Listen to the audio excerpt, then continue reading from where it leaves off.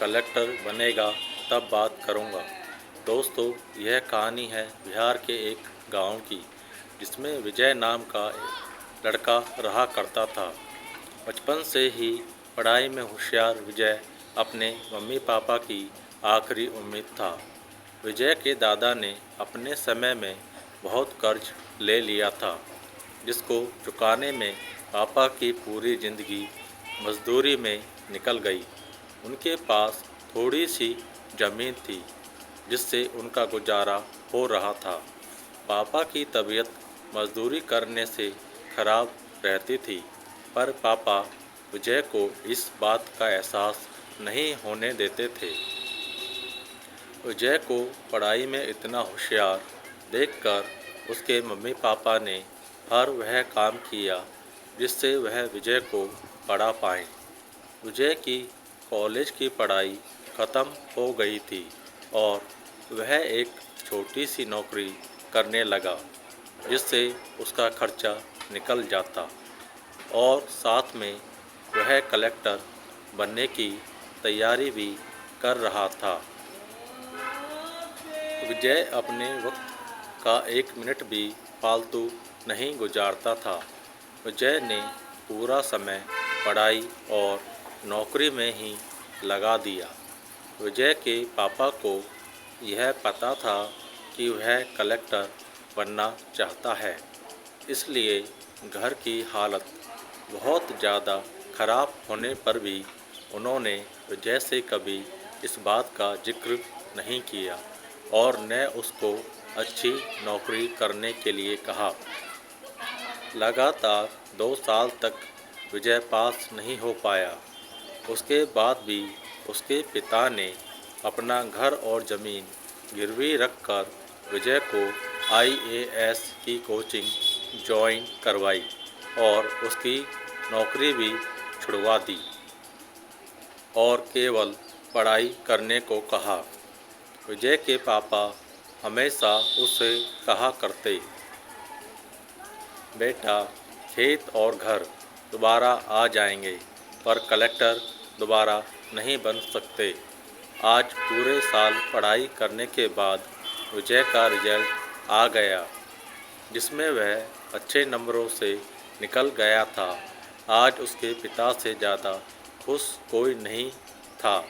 ऐसा लग रहा था जैसे विजय का सपना पूरा होने वाला है, पर भगवान को कुछ और ही मंजूर था। विजय का कल इंटरव्यू था और सुबह से उसके पापा की तबीयत खराब थी।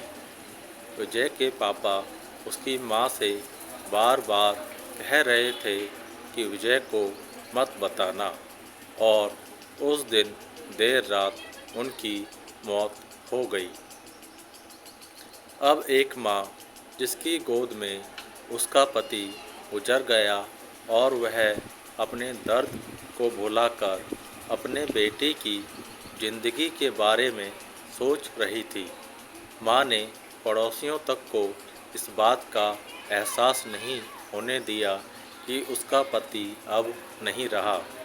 पूरी रात ऐसे रोई कि आवाज़ भी ना निकले, और सुबह विजय जब इंटरव्यू देने जाने लगा, तब माँ और पापा के आशीर्वाद के लिए उसने माँ को कॉल किया।